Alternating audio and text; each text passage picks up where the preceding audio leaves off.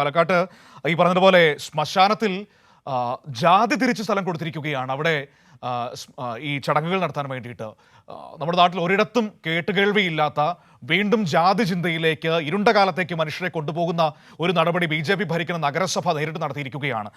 സച്ചിൻ, ഇവർ ഈ ഏതോ സ്പോൺസർഷിപ്പിന്റെ പുറത്താണ് NSSന് അങ്ങനെ ഒരു സ്ഥലം കൊടുത്തതെന്ന ന്യായീകരണമാണ് വെക്കുന്നത്. ഈ ശവസംസ്കാര സ്ഥലത്തൊക്കെ എന്ത് സ്പോൺസർഷിപ്പാണ് സച്ചിൻ? അവിടെയൊക്കെ എന്ത് വിവേചനമാണ്? എന്തൊരു ചിന്തയിലേക്കാണ് ഈ നഗരസഭ മനുഷ്യനെ നയിക്കുന്നത്? സച്ചിൻ, കബളിപ്പിച്ചുകൊണ്ടാണ് ഇത്തരത്തിലൊരു നടപടിയിലേക്ക് പാലക്കാട് നഗരസഭ കടന്നിട്ടുള്ളത്. കാരണം LDFന്റെയും അതുപോലെ തന്നെ UDFന്റെ കൗൺസിലർമാർ പോലും ഇത്തരത്തിലൊരു അറിഞ്ഞിട്ടില്ല എന്നതാണ് വ്യക്തമാക്കുന്നത്. കാരണം പാലക്കാട് നഗരസഭയ്ക്ക് കീഴിലുള്ള മാട്ടുമന്തയിലാണ് പൊതുശ്മശാനം പ്രവർത്തിക്കുന്നത്. അവിടെയാണ് ഇത്തരത്തിൽ NSSന് വേണ്ടി പ്രത്യേകം മതിൽ കെട്ടി തിരിച്ചുകൊണ്ട് 20 സെന്റ് സ്ഥലം പാലക്കാട് നഗരസഭ അനുവദിച്ചത്. എന്നാൽ ഈ കാര്യം കൃത്യമായ രീതിയിൽ കൗൺസിലിൽ പോലും വെച്ചിട്ടില്ല എന്നാണ് പ്രതിപക്ഷ കൗൺസിലർമാർ വ്യക്തമാക്കിയിട്ടുള്ളത്.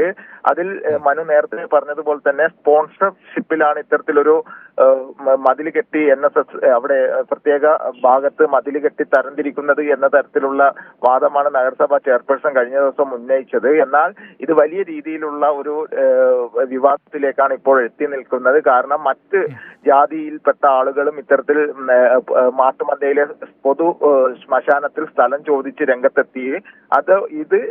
ഇതോടുകൂടി വലിയ രീതിയിലുള്ള വിവാദമാണ് ഇപ്പോൾ ഉയർന്നിരിക്കുന്നത്. അതിന്റെ ഭാഗമായിട്ടാണ് ഇപ്പോൾ മുഖ്യമന്ത്രിക്ക് ആന്റി കറപ്ഷണൽ ഹ്യൂമൻ റൈറ്റ്സ് ഫോറം പരാതി അയച്ചിരിക്കുന്നത്. കാരണം സച്ചിൻ, ഈ നഗരസഭയിൽ ഒരു BJP കൗൺസിലർ അല്ലേ കഴിഞ്ഞ ദിവസം വേടനെതിരെ പരാതി കൊടുത്തത്?